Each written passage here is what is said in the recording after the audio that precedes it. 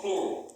They need you to keep saying I, we, and our to convert the debt. It's called an agreement. All right, so now this is why you must know the truth about your nationality and birthright, because you got to stop claiming to be Rome's property, not to suffer Rome's debt. That's their debt, not yours. That's what you got to get this through your head. Because you've been groomed to accept this debt that never belonged to you. This is the origin of the phrase that you keep hearing, the national debt. Since 1861, they've been putting their private corporate debt on the nationals of the land. Not the U.S. citizens, the nationals. Who are the nationals? The Moorish Americans who have been designated African Americans. That's been backing U.S. government debt since 1861. You got to understand that premise. Knowing that, stop saying my anything in relationship to them. That's not a rejection of them. It's not a hatred of them. It's putting things properly. When you say my, you've accepted the debt. Are we clear? So get that straight and clean your language up. Now keep this in mind too, and this is fact. When you're wearing that fez, you've told the world that you know. So you can't wear that crown and then go back to things that delude to slavery. This is where he's talking about names and principles that delude to slavery. He's telling you stop doing that. You keep giving up your birthright, and then you want to march and complain. Don't complain. So once you have the truth, you're responsible. And then if you continue that language, you're selling out the next generation. That's what's happened to us. And we need to know that, and we need to take responsibility. So be careful what you say, because in law, what you say is what you mean. Well, you know what I really mean. No. You say part, and you say prefer. That's what you meant. In law, it's what you meant. And everybody's going like this and getting away. Well, they're rejecting me. Well, you're not wearing perfume. You know what I mean. Yeah, you know what I mean. You're not welcome. Come ahead. But keep that in mind. So remember, when we're making those corrections, we're not picking. We have to correct each other, because every time you speak wrong, you're giving him mandate. And they will seize upon it too. And they have been seizing upon it. Go ahead. Now, go ahead. Thank you, Stanley. Corrected. Trying to correct the language. Is that why their stock market started dropping around that same date? Was it the T-bond thing? Two reasons. Also? Two reasons. Understanding. It was artificially propped up anyway. So don't get it twisted. Now, and also don't get this twisted. Trump and Clinton both belong to the Jesuits. So it didn't matter which one. So don't get that twisted. And while these people are feeling good about themselves with their cotton candy and stuff, their vote didn't count and it never did. But it keeps them busy and believers. It's important to keep the believers believing.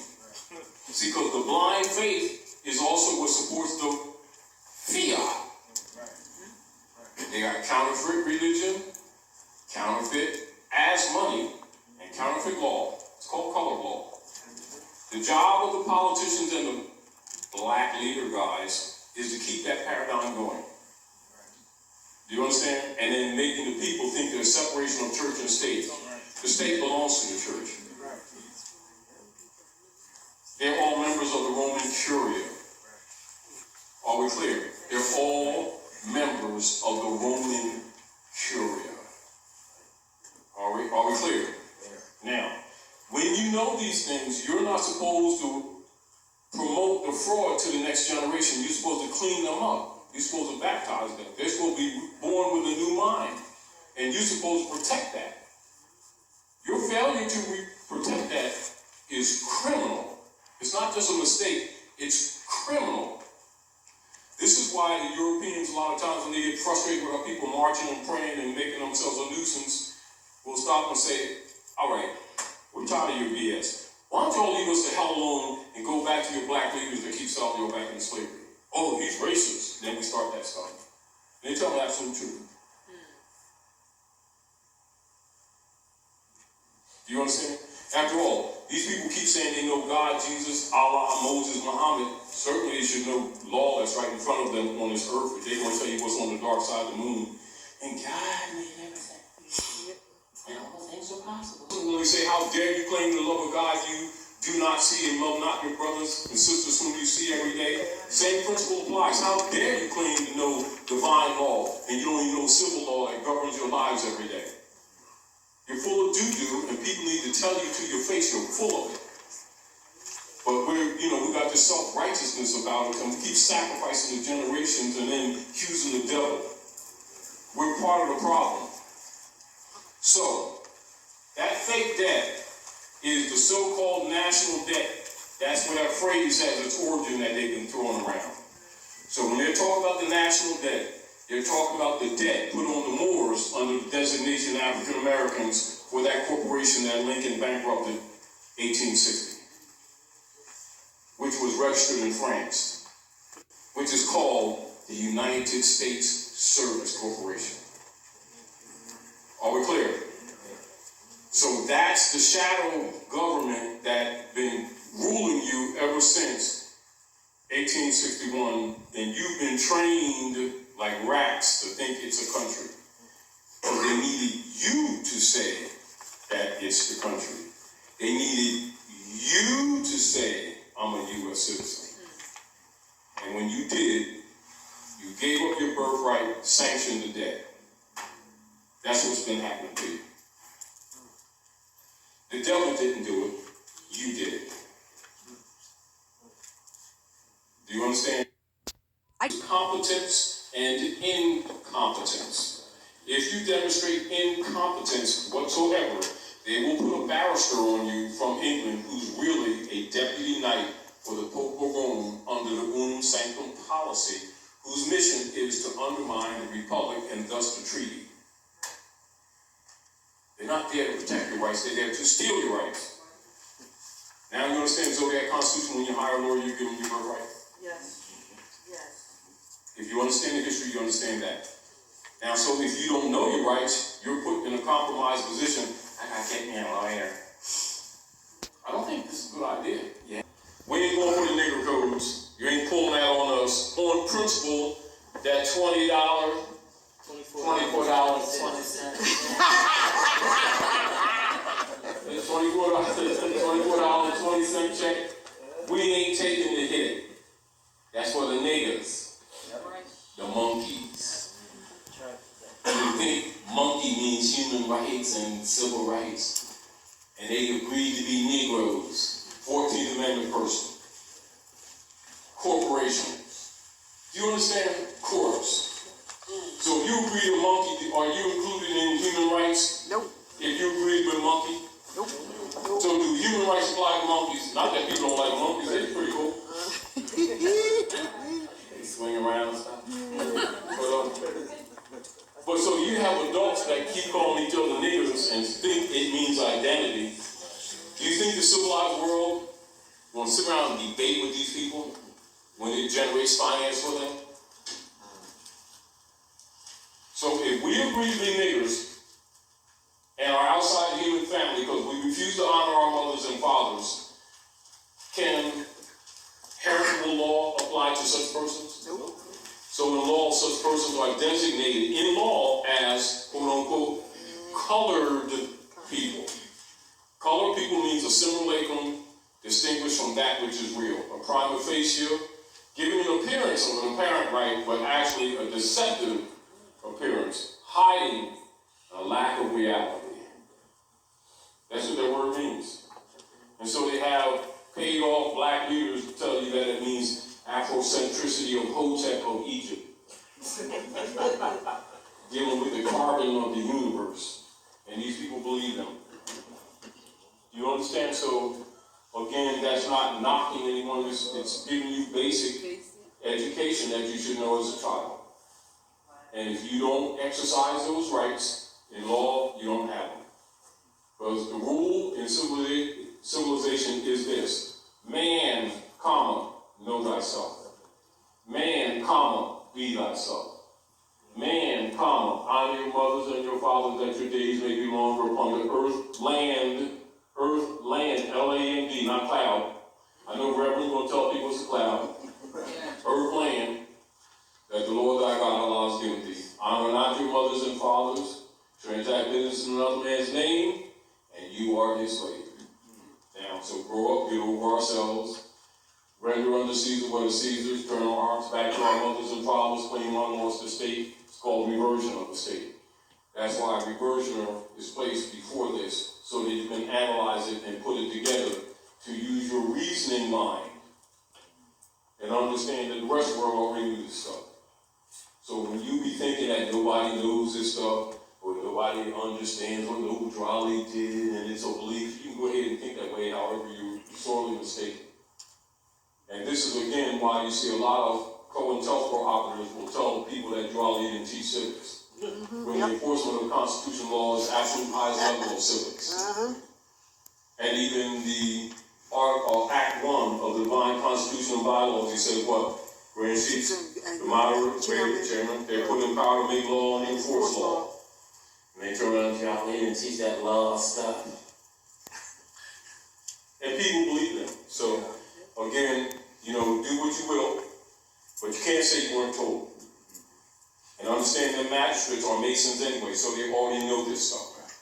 They got a feds that belong to you. And even the courtrooms are set up like what? Chambers in Egypt. With the magistrate acting like a magi sitting in the east. And then they triangulate, have you on the lower side of the triangle as defendant. Playing you in your own stuff, in your own land. And then we sitting around talking about, I know the Lordness, I got a personal relationship. Matter of fact, I got his cell number. 749, October the 19th, 1969. Now notice that date, you all, and understand how you hear some of the politicians sitting around talking about now, about the Third World War, and whether they're talking about China or Russia, and China started the Third World War, and they're talking all that stuff. Well, the Third World War started 25 years before this already. It's called silent war. It's been against you, the heirs of this estate. Are we clear?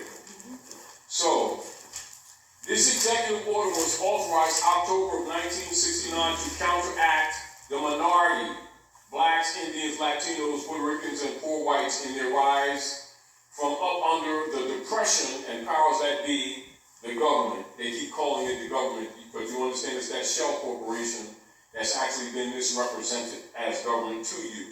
And this is the source of your real economic and social and political problems that you have been thinking was that you just didn't have a job. Do you understand? And this is really the source. In the event of widespread and continuing and coordinated racial disturbances in the United States, King Alfred, at the discretion of the president, is to be put into action immediately. But let me go to the security page, and he backed this up some.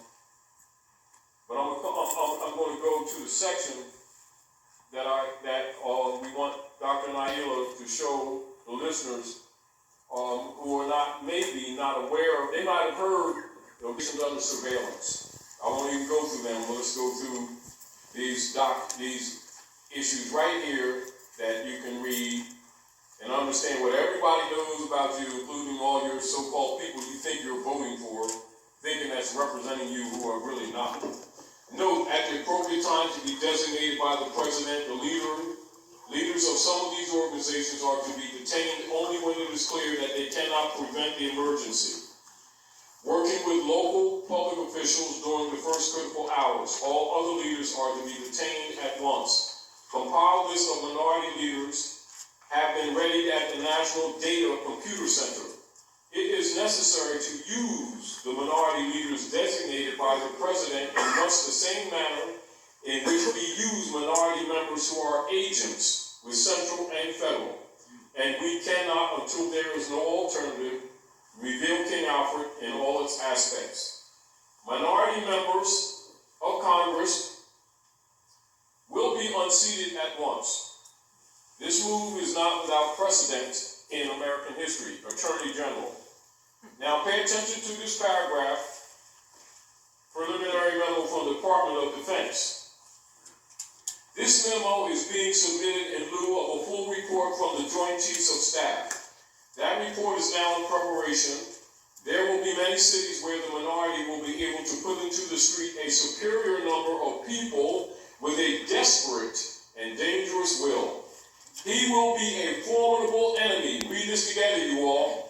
For he is bound to the continent by heritage, and knows that political asylum will not be available to him in other countries. The greatest concentration of minority is in the Deep South, the Eastern Seaboard, the Great Lakes region, and the West Coast.